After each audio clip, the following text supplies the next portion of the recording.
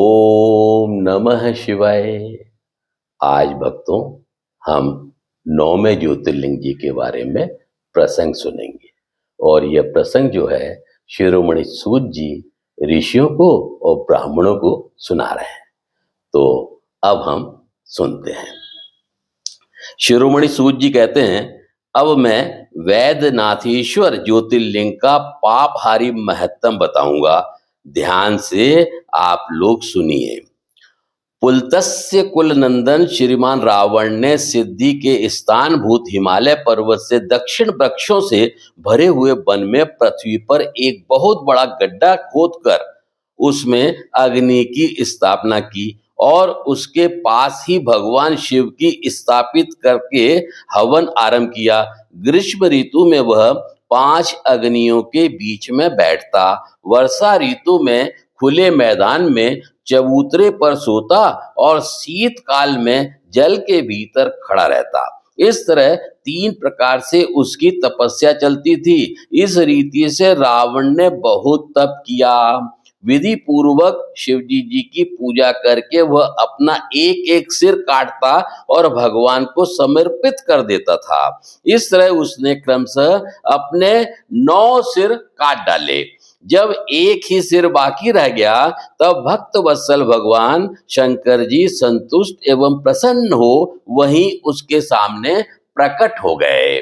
भगवान शिव ने उसके सभी मस्तकों को पूर्वतः निरोग करके उसे उसकी इच्छा के अनुसार अनुपम उत्तम बल प्रदान किया। राक्षस राज, मेरी सार गर्वित बात सुनो। तुम मेरे इस उत्तम लिंग को भक्ति भाव से अपने घर को ले जाओ, परंतु जब तुम इसे कहीं भूमि पर रख दोगे तब यह वही सुस्थिर हो जाएगा, इसमें संदेह नहीं है। अब तुम्हारी जैसी इच्छा हो वैसा करो। परंतु मार्ग में भगवान शिव की माया से उसे मूत्रोत्सर्ग की इच्छा हुई। पुलत्स्य नंदन रावण सामर्थ्यशाली होने पर भी मूत्र के वेग को रोक न सका। इसी समय वहां आसपास एक ग्वाले को देखकर उसने प्रार्थना पूर्वक वह शिवलिंग उसके हाथों में थमा दिया और स्वयं मूत्र त्याग के लिए बैठ गया। एक मुहूर्त बीतते बीतते वह ग्वाला उस शिवलिंग के भार से अत्यंत पीड़ित हो व्याकुल हो उठा। तब उसने उसे पृथ्वी पर रख दिया। फिर तो वह हीरक में शिवलिंग जी वहीं स्थायी रूप से स्थापित हो गए। वह दर्शन करने मात्र से संपूर्ण अविष्टों को देने वाला और पाप राशि को हर लेने वाला है। वही शिवलिंग तीनों लोकों में वैद्यनाथ के नाम से प्रसिद्ध हुआ। अब ऋषियों ने पूछा, सूत जी, जब वह शिवलिंग वहीं स्थित हो गया तथा रावण अपने घर को चला गया तब वहां कौन सी घटना हुई? शिरोमणि सूत जी ने कहा, ब्राह्मणों, ऋषियों, भगवान शिव का परम उत्तम वर पाकर महान असुर रावण अपने घर को चला गया।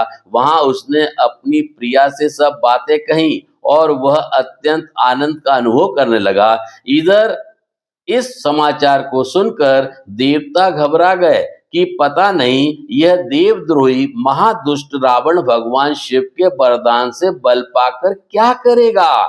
उन्होंने नारद जी को भेजा। नारद जी ने जाकर रावण से कहा, तुम कैलाश पर्वत को उठाओ, तब पता लगेगा कि परमेश्वर शिव जी का दिया हुआ वरदान कहाँ तक सफल हुआ। रावण को यह बात जच गई। उसने जाकर कैलाश को उखाड़ लिया। इससे सारा कैलाश हिल उठा। तब मां गिरिजा के कहने से परमेश्वर महादेव जी ने रावण को घमंडी समझकर इस प्रकार शाप दे दिया। महादेव जी बोले, रे दुष्ट भक्त दुर्बुद्धि रावण, तू अपने बल पर इतना घमंड न कर। तेरी इन भुजाओं का घमंड चूर करने वाला वीर पुरुष शीघ्र ही इस जगत में अवतीर्ण होगा। शिरोमणि सूत जी कहते हैं, इस प्रकार वहां जो घटना हुई उसे नारद जी ने सुना। रावण भी प्रसन्नचित्त हो जैसे आया था उसी तरह अपने घर को लौट गया।